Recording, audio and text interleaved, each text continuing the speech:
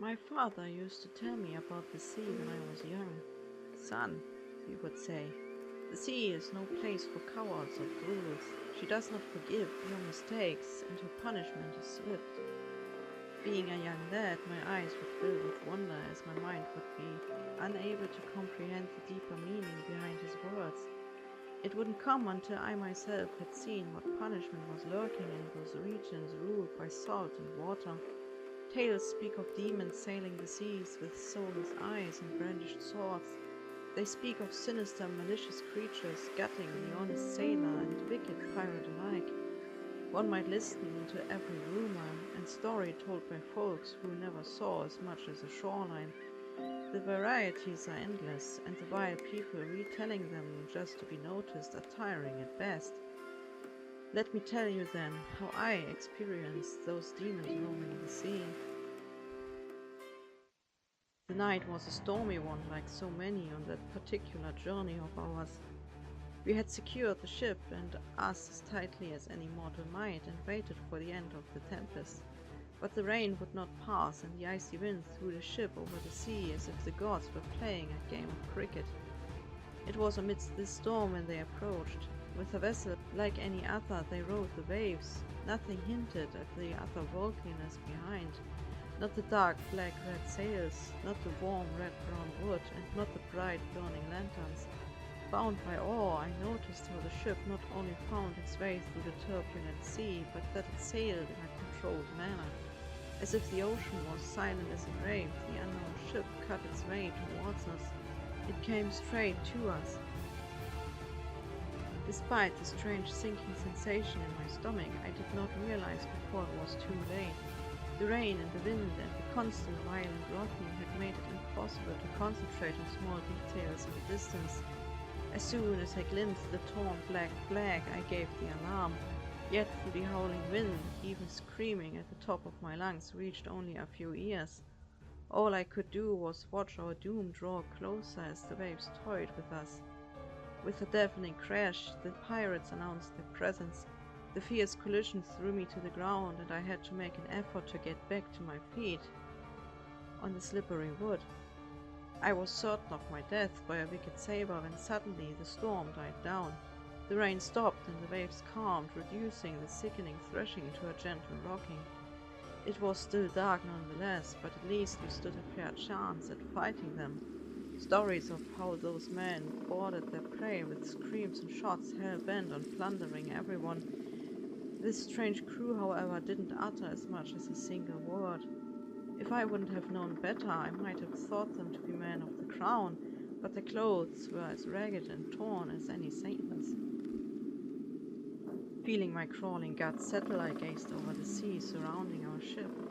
We seemed to be in the eye of the storm, for a dozen feet or so away.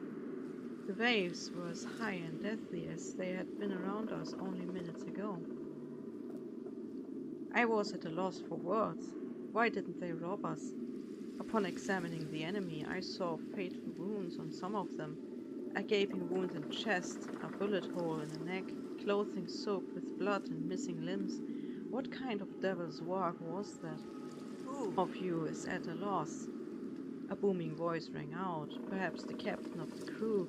No matter how tall I tried to make myself, I could see none of the figures speak. Who of you thinks life holds no meaning no more? What do you mean? One of us spoke. Show yourself, another said in a bold manner. Heavy footfalls followed the order, slow, steady, and confident. A tall man with black hair and a long blue coat stepped forward. His blue eyes fixed each one of us, and the feeling of him staring right into my soul took hold of me. Standing firm, I suppressed a tremble in my legs. He seemed to measure us one by one with those cold, hungry eyes. Hungry for our souls, perhaps. Are you tired of life? He spoke again. Afraid of Judgment Day? Do you wish to let go of your worldly ails and those wretched feelings poisoning your soul? A raven croaked and flew from the pirate vessel onto the man's shoulder. I saw a glimmer of hope in the face of a mate next to me whom I knew had lost his wife only recently. My instinct took over when I connected the crew of dead men with the demonic captain and the gracious offer. "Don't," I said to the others. "He's in league with Davy Jones." My eyes locked with his for a moment in which his eyes seemed to show a faint glint of sadness before growing inhumanly cold again. Heavy silence weighed on all of us until the captain spoke again. "None of you will join me then?" It sounded almost regretful. Suddenly his face contorted in anger, and with a wave of a hand the decoy crew behind him turned to dust. Black fog tainted the little light we had, and the waves started to grow higher again. I whipped around only to find the ship gone with its ghostly captain. Lightning flashed and thunder growled, and a wave higher than any I'd seen before in my life loomed over our ship, and as soon as it had risen it came crashing down on us. Cries of my mates and the splintering wood of our ship accompanied me as I plunged into the ocean. At once the dozen sounds attacking my ears turned to nothing but a soft bubble. Yet I knew I had to swim back up again for air and for survival. Breaking through the surface, I clung to the first piece of wood I could find floating around. Sails, planks, and goods littered the sea, but I could see none of my crew. What I did see was the devilish ship sailing past me. Looking up, I saw many faces looking down on me. Among them, some belonging to my own crew. They had been claimed by Davy Jones' servant in one way or the other. They were not demons. They were damned souls. I still wonder why I survived, if it was luck or will or divine interference. A few days I struggled to stay alive before another ship saved me from the watery grave. It wasn't British, but it was a merchant ship, and after making myself clear of being a victim of the last storm, they agreed to let me off in the next English port they'd cross. The disappearance of yet another ship on the sea gave rise to new stories. Demons devouring sailors alive, a giant kraken dragging ships into the depths. There was no end to their fancies.